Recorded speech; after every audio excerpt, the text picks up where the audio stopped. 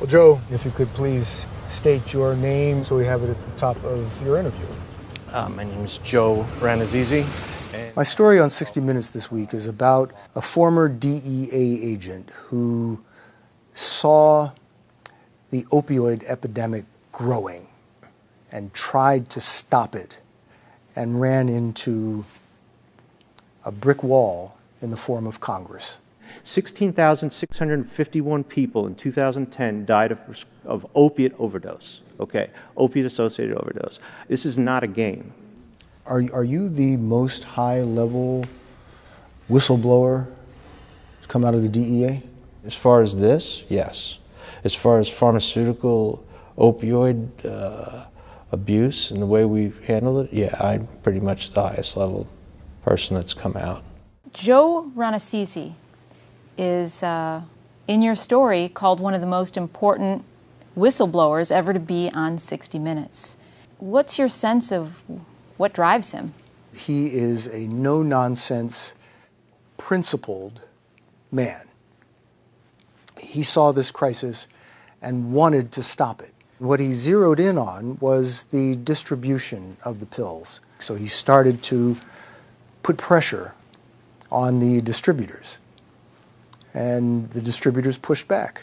This is an industry that allowed millions and millions of drugs to go into bad pharmacies and doctors' offices that distributed them out to people who had no legitimate need for those drugs. This story was like a continuation of the two previous stories we did on the opioid crisis. That one was personal. We call this the death wall. The death wall? Yes. Why is that?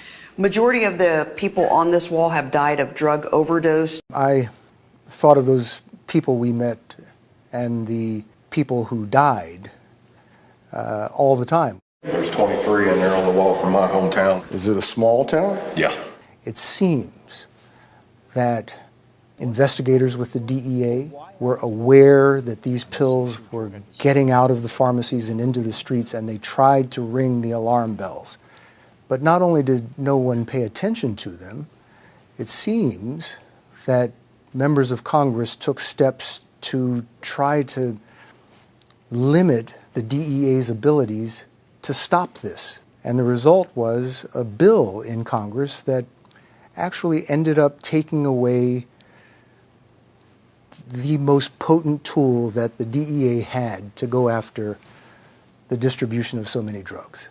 This bill is going to protect defendants that we have under investigation, that we are investigating. And it restricts or prevents us from filing immediate suspension orders to stop the hemorrhaging of drugs downstream. It is my understanding that Joe Rannazzisi, a senior DEA official, has publicly accused we sponsors of the bill of, quote, supporting criminals, unquote. This offends me immensely.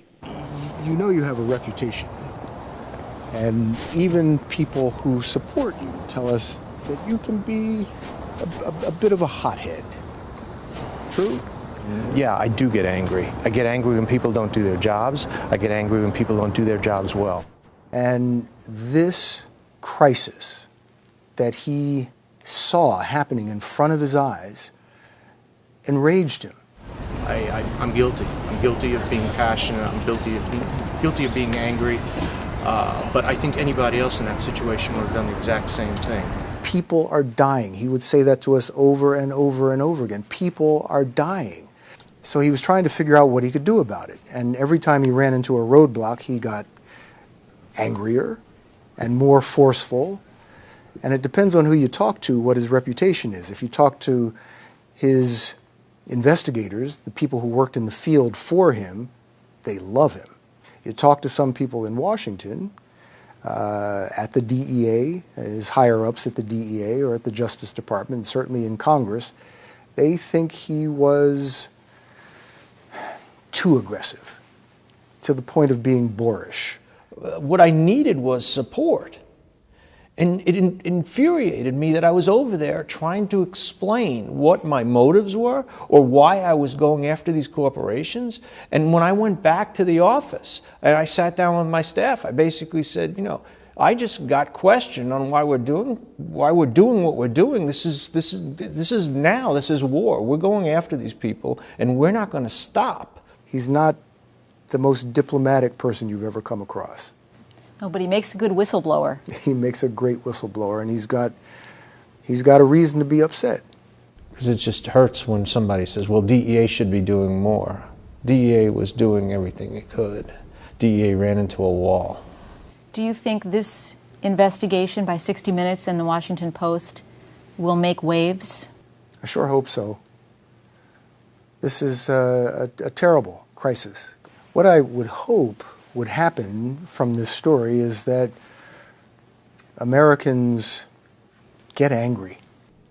It doesn't look like Joe Rannazzisi is going to let this go. Joe Rannazzisi is not going to give this fight up. He's like a dog with a bone. He's going to pursue this until he gets some satisfaction.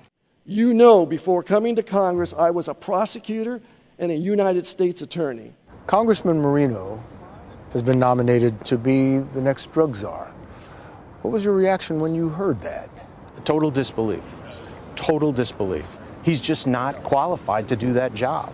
Besides the fact that he pushed through a bill that's curtailing the ability of DEA to do their job, I don't understand how you could look at a congressman who's done all of this and then decide he would be a great drug czar to basically set policy for the United States, drug policy for the United States. We will soon have a hearing with Congressman Marino. I would think that this would be an issue that will be brought up in his hearings. The bill was bad. Him being the drug czar is a lot worse.